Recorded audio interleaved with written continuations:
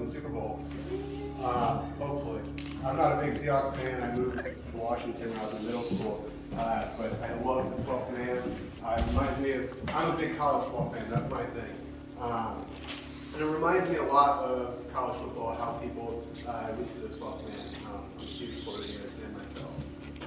And whenever I see how excited we get about either the 12th man or, in the South, SEC football, down in the South, they don't get married on Saturdays. That's how much they care about football. Nobody gets married on Saturdays. Don't ask somebody to help move you, move out of your house, because they won't show up. They got football to watch. A popular pastor, his name's David Platt, he has this illustration that I think is worth repeating. Imagine you're a stranger, right? You're not from America, you know nothing about America, maybe very little. And you just get plopped into the greater Seattle area. And you look outside your hotel and you see these people walking to a building. They walk into that building, which you find out is called a church. And evidently, whatever happens at the beginning of that building isn't very important, because you see the time that's supposed to start on the wall, and they're showing up late with Starbucks in their hand. They emotionlessly mouth words to songs that they call worship. And then a speaker gets up, and halfway through, people start getting restless. They look at their watch, and they look like they're ready to leave. He says this piece, he dismisses them. They get up and they start talking about a different ceremony that's going on later that day. And so you're interested and you follow them to this ceremony, and it's in a big parking lot. And in this parking lot, they're not just on time, they're hours early. Thousands of people, they're cooking, they're playing, and you've never seen community like this. They wear special outfits for this event. And then all at the same time, they stop what they're doing and they walk to this giant building that you have no other word for it besides for shrine. It's a massive shrine. And when you get inside, they're playing this game and they're throwing around a leather ball. And they get so excited that they literally lose their voice and they break records because of how loud they are. And then the game's over, they win, everybody's excited, and then they talk about it all week. You go to work, they talk about it. At school, they talk about it. They talk about this event from the afternoon and not the event of the morning. Now, I want to ask you, which religion do you think is most important to these people? Which religion do you think most excites these people? Which religion consumes these people? Now, I don't want to say football is bad. Don't get that idea. I love football. I'd be terribly heartbroken if college football got canceled. But I think what we've done with a lot of things, whether it be sports or politics or marriage, we elevate good things like football or good things like marriage or good things like being politically involved, and we turn it into an ultimate thing. And that's called idolatry. There's a lot of fancy definitions for idolatry, and while I was studying this, there's a lot of I liked a lot of quotes, but I think simply it's choosing to love God's creation more than God himself. And Moses here in Deuteronomy 12, we're not going to spend a lot of time in Deuteronomy 12, but more so we're going to be using it as a springboard to talk about this theme of idolatry. But if you want to open to Deuteronomy 12 with me, Moses is warning against idolatry at the beginning of Deuteronomy 12, and then at the end. And this is important because Moses is pretty much on his deathbed. He was told by God, hey, you're not going to make it to the promised land. Your people will, but you're going to die before that happens. And now the promised land is over yonder. It's here. And Moses knows that his time is coming. And so all of Deuteronomy, it's a series of speeches, his last will. Hey, this is what I want my people to know before I die. And so for him to take time out of his book, out of Deuteronomy, and say, you know what, this is important, means a lot. And we read in Deuteronomy 6, it's called the Shema. That's what our responsive reading was. Hey, the Lord is God, the Lord God alone. And Moses instructed them, read this when you sleep, when you wake up, when you go to bed, when you eat. All the time, read it, because this is important to know. With that being said, Deuteronomy 12, 1 through 4. These are the decrees and regulations you must be careful to obey when you live in the land that the Lord your God the God of your ancestors has given you. You must obey them as long as you live. When you drive out the nations you live there, you must destroy all the places where they worship their gods, high on the mountains, up on the hills, and under every green tree. Break down their altars and smash their pillars. Burn their Asherah poles and cut down their carved idols. Completely erase the names of their gods. Do not worship the Lord your God in the way that these pagan peoples worship their gods. So, notice the words that Moses is using there. The Israelites are going into a foreign land with foreign gods, and Moses is like, nah, you're not going to have any part of it. God had already promised victory over these people, but just putting aside the idols and be like, oh, we're not going to touch them, that wasn't enough. They had to destroy them. They had to burn down their Asherah poles, which is a fertility goddess. They had to utterly destroy, cast away all those things, because idolatry is pervasive. Idolatry sinks into every part of our human being. So why is that? I think it's because worship is man's natural state. It says throughout all Scripture that we're created to worship God. But man doing what man does, we've kind of turned that and made it about us. And so instead of us praising God, we praise things that we've created. We worship idols when our hearts aren't trained to God. I think another reason we worship idols is because we don't trust God to fill our needs.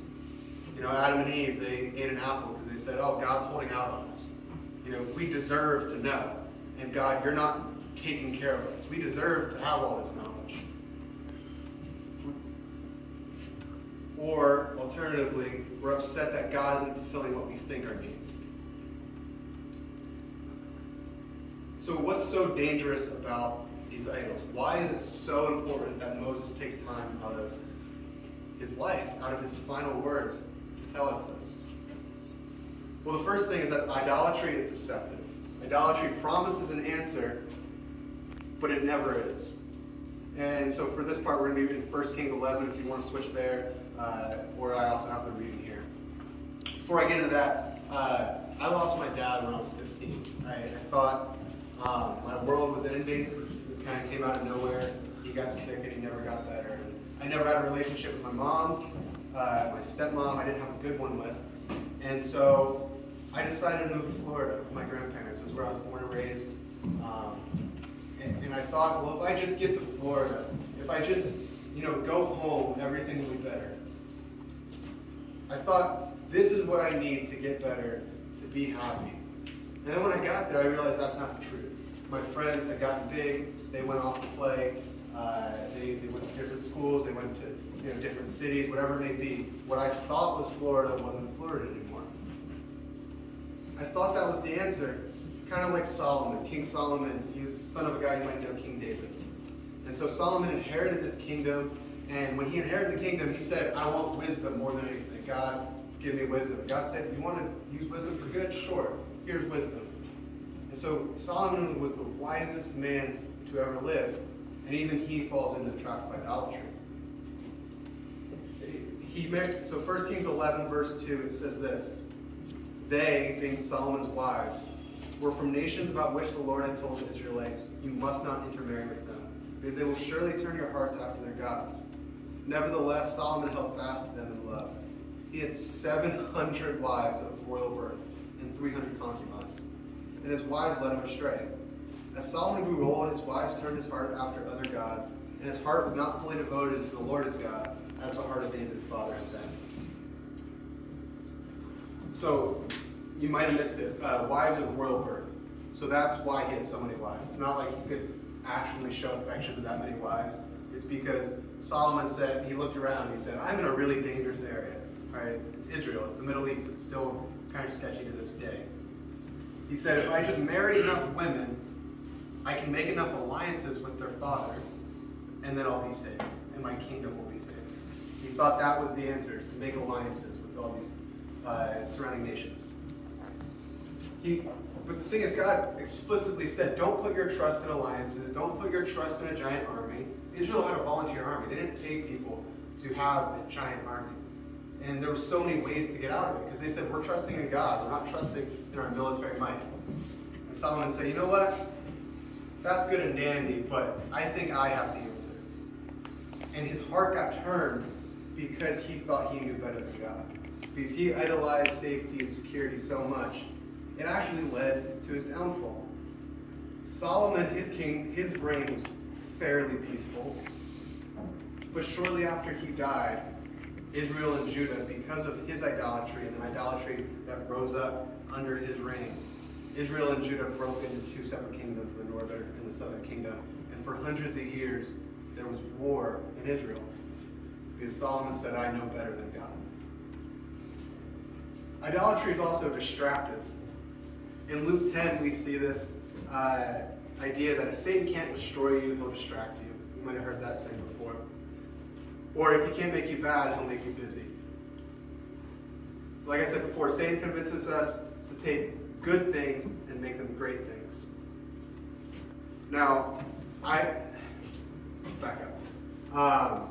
Contrary to teen boy belief and college boy belief, it's not a sin to have a clean house. But it is a sin to literally miss out on the presence of Jesus. And that's what happens with Mary and Martha in Luke 10. In verse 38, Jesus is visiting Mary and Martha, these two sisters, and he's in their home and he's spending time with them. And look at the two different responses between Mary and Martha. Verse 38, now as they went on their way, Jesus entered a village, and a woman named Martha welcomed him into her house. She had a sister called Mary who sat at the Lord's feet and listened to his teaching. But Martha was distracted with much serving. And she went up to him and said, Lord, do you not care that my sister has left me to serve alone? Tell her then to help me. But the Lord answered her, Martha, Martha, you are anxious and troubled about many things. But one thing is necessary. Mary has chosen the good portion, which will not be taken away from her. Now, let me put this in perspective. Jesus Christ is in her home. And she said, you know what? It's more important to wash the dishes and put the clothes away. That just blows my mind. There's a country song by a guy named Thomas Rhett. And he has a song called Beer with Jesus. And it's like, you know, if I had a beer with Jesus and I could just spend an hour talking to him, all the questions I would ask. I'm not going to be worried about my laundry or my dishes. I have Jesus in my home. And so maybe there's something that you value so much that it makes you busy. For me, it's school. I'm doing school here. I'm doing online classes. This summer quarter was the first quarter I took off since sophomore year of high school. The summer before. I've just been doing school nonstop, and it hurt me to stop doing school for one quarter. But for you, it could be work. It could be social media. Maybe it's a significant other. You value them so much and you don't allow time to be in the presence of God or to spend time serving. The last thing, this is the one that resonated with me the most, is that idolatry is dishonoring. And if you haven't been flipping back, I encourage you to flip to Job 38 for this one, because it's one of my favorite passages of the Bible. I love Job, but this it's mind-blowing. Idolatry only exists when we don't place God in his rightful place of worship. R.C. Sproul, he's a very famous theologian. He says, men are never duly touched and impressed with the conviction of their insignificance until they have contrasted themselves with the majesty of God. And even reading that, it's hard to process when you're reading it, so I can simplify it. Men are so naive to what God is unless they actually see God for who he is. We worship the creation more than the creator. So Job 38, I'm just going to bounce around just because there's so much in here. There's 4 chapters of God basically saying, I'm pretty cool, all right? And so, little context, Job, this guy, he just lost everything. He lost his kids, he lost his home, he lost his livestock, he lost his health, he was barely hanging on by a thread. And he got kind of angry with God, and God's like, hold up, who do you think you are? There's a lot more to that, but that's the Cliff Notes version. This is God responding to Job and saying, this is who I am. It's just some of these things. Where were you when I laid the foundations of the earth? Tell me if you know so much. Who determined its dimensions and stretched out the surveying line?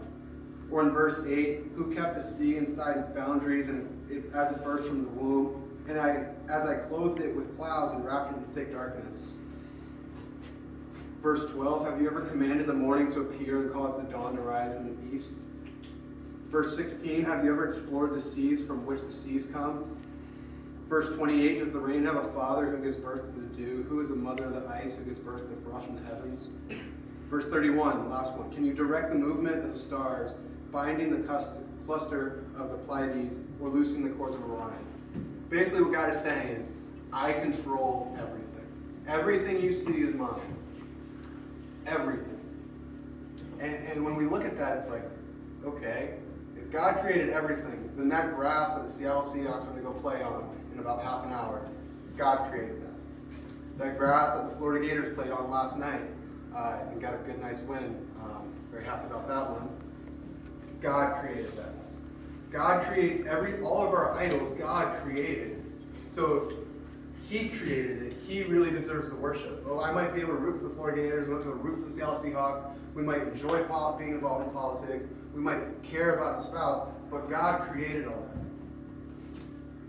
And most of all, God deserves our undivided worship because God did what no idol could, and that was save us from our sin. My job didn't do that. The Army National Guard didn't do that for me. Florida Gators didn't save me from sin. God did. Idols just simply don't compare. It's like, what was it, 2014, Richard Sherman, don't you ever talk about me, I'm the best player in the game. That's pretty much what God just said here in Job 38, and 39, and 40, and 41. 4 chapters, this is who I am. Don't you ever talk about me. I'm the best God in the game. So if we have this problem of idolatry, what do we do with it? Well, our desires to watch the Seahawks succeed, or the Florida Gators succeed, or a desire to have a spouse, or a desire to have a nice career, they have to become offerings instead of idols. I have some friends right now back home who are battling infertility. It's been a long battle for them. They had a miscarriage. They had twins that they were pregnant with last year, and they had a miscarriage. And since then, they haven't been able to conceive. And originally, my definition of idolatry was that if you can't stop thinking about it, it's an idol. There's a song that goes along those lines. But I don't think that would do it justice. Because that would say that my friends have an idol to be parents, and that's just not true. The difference is they gave it to God. They have given it to God, and they're giving it to God currently. They turned it into an offering rather than a worship. An offering instead of an idol. Because let me tell you, do you think that my friend doesn't wake up at 6 a.m. to get ready for work, and it's an alarm instead of babies crying, and she thinks, man, I really wish those were babies? Or do you not think that her husband gets home from work and he sees her on the couch by herself and doesn't think there should be 2 babies in her arms? Because I guarantee you they do. The difference is they turned it into offerings instead of idols. So we have to know what to do with our desires. There's a woman named Hannah in 1 Samuel 1, who she's kind of in a similar predicament. She was married to this guy named Elkanah, and she really wanted a child. And they couldn't conceive, and he ends up marrying another woman who could conceive. So she gets very upset because this other woman makes fun of her and brags about how she failed in becoming a mother. It weighs on her so much, it says that she wept and could not eat. And in verse 10 it says, in deep anguish, Hannah prayed to the Lord, weeping bitterly. She didn't just hold on to her desires. She didn't try to go hook up with another dude and be like, well, maybe it's his fault that I can't get pregnant. Let me just, go out and I'll figure it out. She gave it to God. She said, you know what? God, I'm praying to you. I'm asking you for a child. The next thing is that you worship with what you have. In verse 19, it says that Hannah and her husband, they woke up early the next morning and they arose and worshiped before the Lord. There's a lot of times in the Bible where God, He promises something. And He says, you know what? You've asked me for it. Here I go. Not here. He never says, yes, I'm going to give you a child. But yet they still worshiped. And then the last thing, I'm towards the end, it said, don't forget what everything comes from. Don't forget who everything comes from. Very next verse, in verse 20, in the course of time, Hannah became pregnant and gave birth to a son. She named him Samuel, which means God has heard, saying, because I asked the Lord for him. She told God when she was praying, she said, if you give me a son, I'm going to give him back to you. And she upheld her promise because she knows who that son came from. It wasn't just her happening to get pregnant. It was God giving her a gift. And so, in a second here, we're going to be taking communion. And I encourage you to take that first part, right? So, 3 parts: know what to do with your desires, or rather, know who to take your desires to. Worship with what you have, and don't forget where everything comes from. I encourage you, while we're taking communion and the band is playing, to take that first step. What desire do you have that's still in your heart that you're holding on to and that's becoming an idol? And I encourage you to offer that to God. And then once you do that, you can continue with the second part, which is to worship with what you do have. And then just keep praying for that last part, that you receive, and then you don't forget who that gift came from. So that is all I have. I'm going to invite band back up, and then chaplain to give communion.